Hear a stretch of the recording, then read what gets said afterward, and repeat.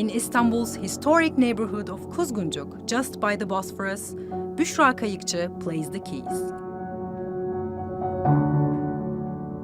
I'm a pianist, composer and interior architect. Today we are in my studio in Istanbul. I have my instrument and my recording stuffs here. I do lots of improvisation sessions and recording sessions here to compose. And I also use this place to paint and design. Basically, I started with music when I was 9 years old. I studied classical music for almost like 10 years. I was also having some dancing classes, classical ballet and painting classes. When it was time to make a choice on a professional major, I was not forced but a little guided by my parents. They wanted me to make a choice where both arts and engineering or maths is involved. So I decided to... That's very typical of them. Yes, a typical Turkish family. So I decided to study interior architecture and environmental design. Kayıkçı worked as an interior architect for almost 4 years after she graduated from university. But today, even though her studio is primarily functioning as a composer's nest, the world of design and architecture is still influencing her music career greatly. Before my adventure in architecture faculty, I always copied. I studied reproductions on arts and music. I studied classical repertoires. I never had the courage to produce something new because I didn't know how to as well. But when I entered architecture faculty, I met this designing world. One of your biggest influences when you make music is space, your relation to space, and the relation of music to space. Yes. Can you please expand on that? I believe a building is not only made of just concrete, glass, steel or wood. They also have soul. I think they must have a soul, and this soul is built by humans, people who experienced a lifetime in those buildings. So I like to create these spaces by music, this idea of making spaces with compositions.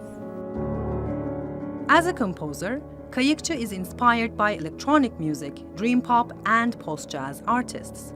They've been fuel for her creative process.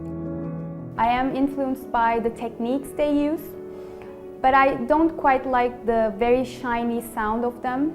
So I use my old school instrument, my upright piano with the felt edition. Yes, this one. This is my very first piano. River, no? Yes, my parents bought it. It's been with me since I was 9 or 10, so 20 years maybe. An old friend. Yes, old friend. I also wrote a piece about this and it's called Old Friend. Really? Yes. As opposed to a tag piano, which creates a brighter and more percussive sound, Kayıkçı plays the felt piano. It's a method of using the soft pedal on an upright piano to partially mute the instrument's sound and create a dampened effect. You know, I started to get obsessed about making new things. I have huge respect for classicals, but they already exist. They are there always and forever and the perfect version of classicals. But here we're living in a world as well, in 2020.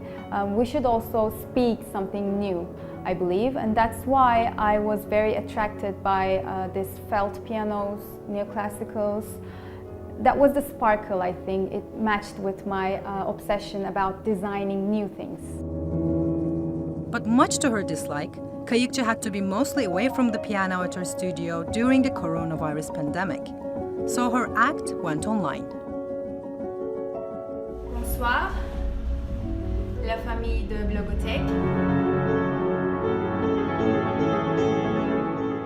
I've heard about you on Instagram. You're doing live concerts, you've been doing live concerts during the pandemic too. How did you get to gain recognition and build your audience? How is social media helping you achieving all of these? Well, I have been working on my social media accounts for almost like 3 years. I try to keep it busy, not with just music, but with also videos. I have some director and photographer friends who helps me a lot. I also like to show my paintings and maybe my daily routine. So the idea behind is it to show people the story of your life, the background, because it's always the story that keeps it alive, I think. Her personal story has a huge effect on her growing social media popularity as well as her career. I'm a single mother, by the way. That brings lots of responsibilities to my life. But it's nice. I try to take the advantage of it, because otherwise probably I would always be living in an artistic dream world all the time. The existential problems Yes, of the the artist versus the imaginary. real life problems, no? Yes, yes. Through the connections she built on social media, Kayıkçı has also recently took part in an upcoming book project. I did the illustrations of a picture book. The character of the book is my daughter. Can you maybe show us, if I bring it here, Serkan, is that okay?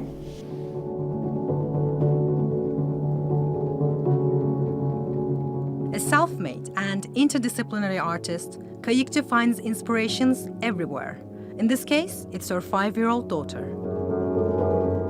And when it comes to music, despite her enthusiasm for all things new and novel in this field, she says she'd have enjoyed meeting this household name for her own reasons. From the history, I would say Beethoven. He was stubborn on going his own way, doing his own style, because he believed in his own music, the music inside. I think that's the most important thing when you are creating. Even when creating something new, Kayıkçı believes knowing the classics is the key, and this is what she has to say to the young composers who try to make a name for themselves. My biggest advice is to study repertoires, to study what has been done, what exists already, because you learn lots of things from them. You learn new motifs, you learn the harmony rules. I think they should consider it as like there are stones on your road and you collect them, put them in your bag. Then you have to also create your own path and you use that stones again, but in a different way. The next step is to take risks, to improvise. They should take that risk and look for new stuffs as well. So the music inside will, I believe, grow organically. And like any organic life form, her music feeds from enormous effort and determination. Sena Arslan, TRT World, Istanbul.